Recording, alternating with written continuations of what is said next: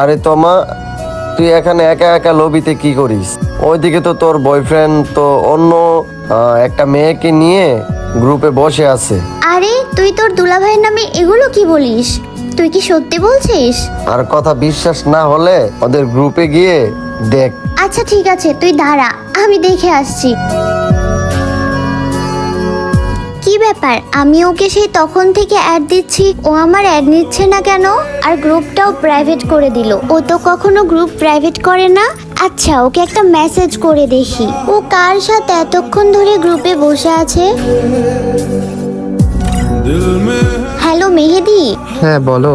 কি ব্যাপার মেহেদি, তোমাকে আমি সেই কখন থেকে অ্যাড দিচ্ছি, তুমি আবার অ্যাড নিচ্ছ না কেন? আর তুমি আমার বেস্ট ফ্রেন্ডের সাথে গ্রুপে কি করছো, তাও আবার গ্রুপ প্রাইভেট করে? আরে আসলে তুমি তো খেলতে পারো না, তুমি তো বট, তুমি তো নুবরি। তো দেখা যাচ্ছে তোমার বান্ধবী এ ভালো খেলে অনেক, তো তাই জন্য ওর সাথে আর কি পুশ করতেছিলাম। বাট তুমি তো আমাকে ছাড়া কখনো খেলোনি।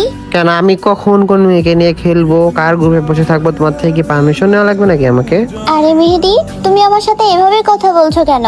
আমি তো তোমার গার্লফ্রেন্ড, আর আমি তো তোমার সাথে খেলবো, তাই না?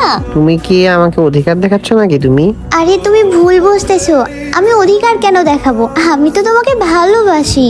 আর আজকে তোমার কি হয়েছে, তোমার ভিতরে হঠাৎ এইরকম পরিবর্তন?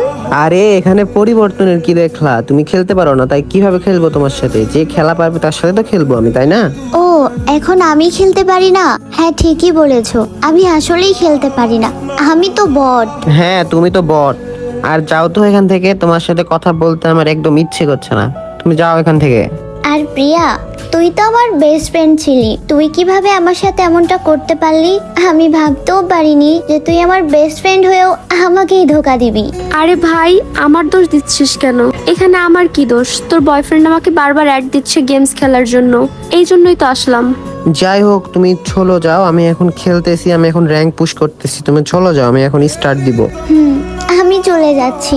আজকে থেকে আমাদের সব সম্পর্ক, আমাদের গল্প, আমাদের ভালোবাসা এখান থেকেই সব সমাপ্ত।